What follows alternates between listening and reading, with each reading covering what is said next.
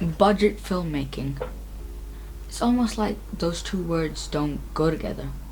But what if there is a way to make films without having to spend too much?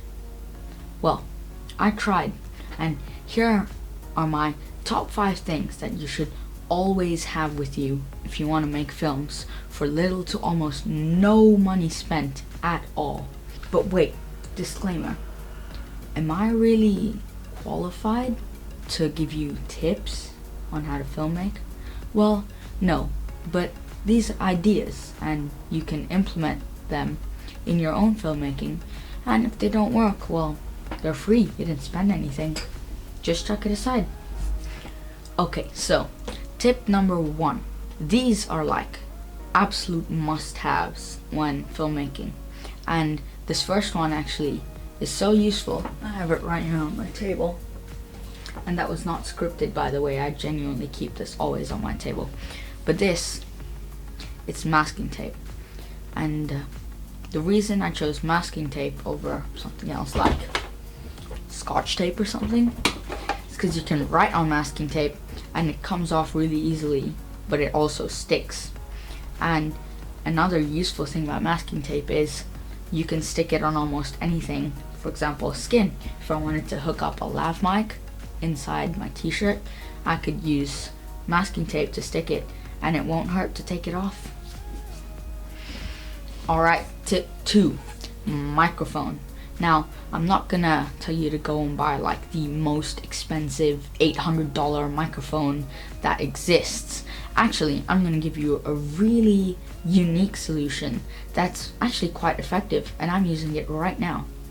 This is just a cheap gaming headset that was less than $25, I think, and it came with a microphone that was detachable right in there. And all I needed to do was take it out and connect it to my camera using this aux cable connector. And I plugged out the microphone from my gaming headset, which, I mean, come on, most people have a gaming headset somewhere or another. And if you don't, you can buy like quite cheap knockoff ones that give pretty decent audio. I mean, if you're just starting out like me, it's more than enough rather than having to spend a lot.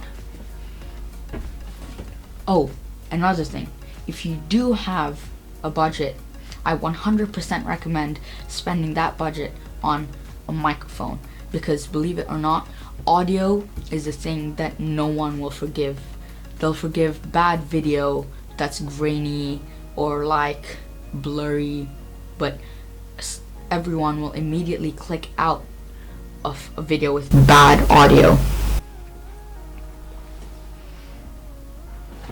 Alright, tip number 3 is camera.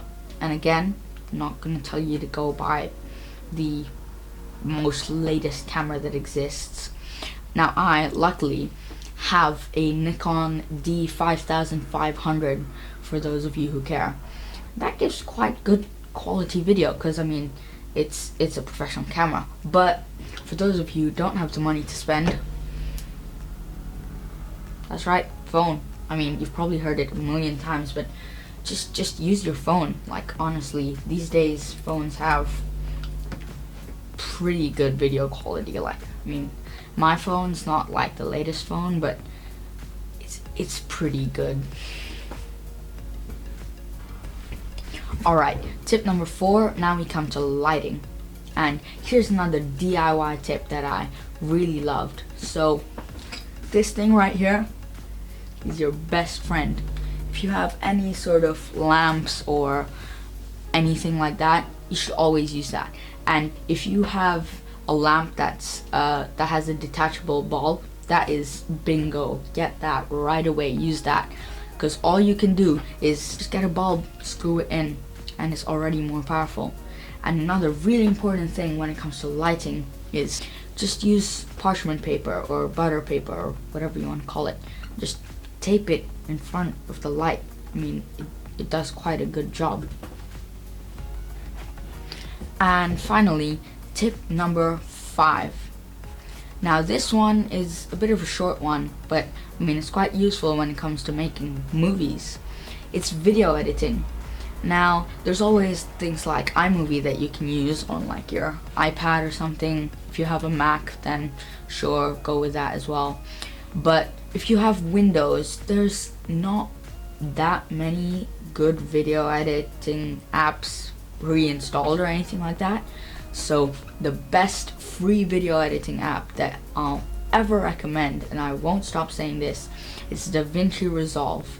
Now, this video is not sponsored or anything like that at all, and you can just go on YouTube and look at tutorials and things like that. It's really good.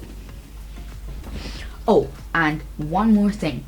If you want to see me criticizing one of my movies that I just made a bit ago, but I took it off YouTube because I thought it wasn't that great, well, I'm gonna go through a full breakdown of all the mistakes I made in that movie so that you don't have to make them. Subscribe to see that.